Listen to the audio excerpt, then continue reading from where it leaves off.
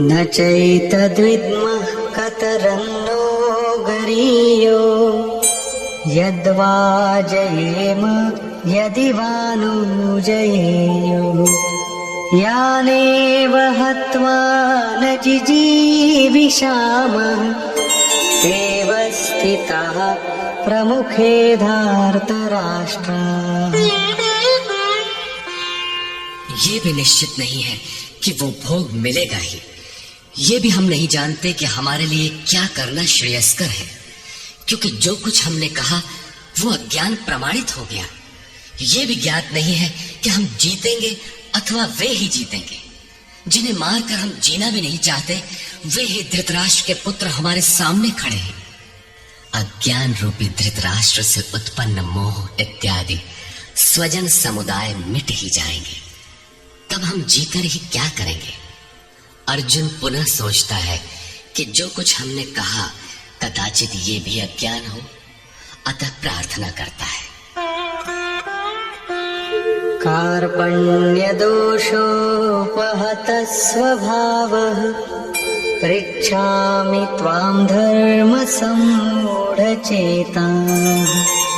यच्छ्रेयस्यान्निश्चितं ब्रूहि तन्मे शिष्यस्तेऽहं शाधि मां त्वां प्रपन्नम्।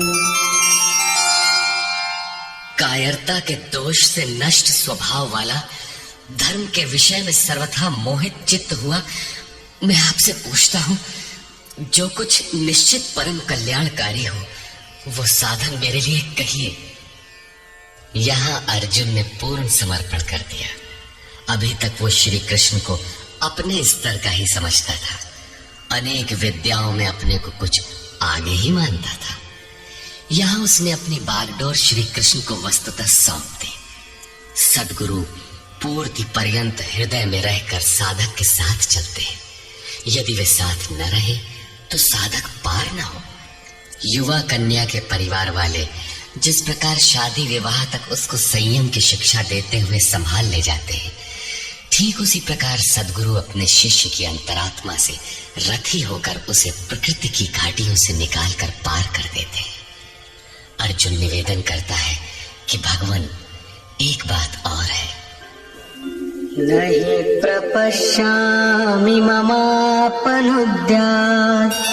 यच्छोकमुच्छोषणमिन्द्रियाणाम् अवाप्य भूमावसपत्नमृद्धम् राज्यं सुराणामपि चाधिपत्यम्।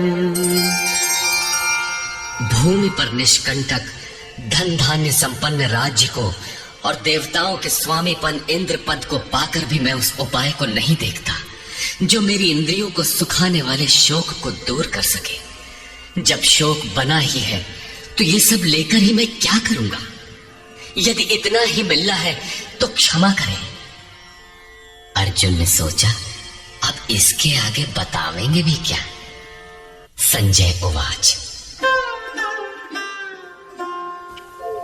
एवमुक्त्वा ऋषिकेशं गुडाकेशः परन्तप न योत्स्यैति गोविन्दम् उक्त्वा तूष्णीं बभूवः।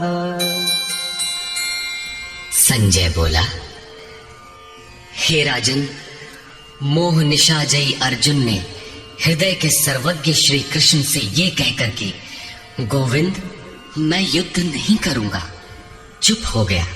अभी तक अर्जुन की दृष्टि पौराणिक है, जिसमें कर्म कांडों के साथ भोगों की उपलब्धि का विधान है, जिसमें स्वर्ग ही सब कुछ माना जाता है, जिस पर श्री कृष्ण प्रकाश डालेंगे कि ये विचारधारा भी गलत है।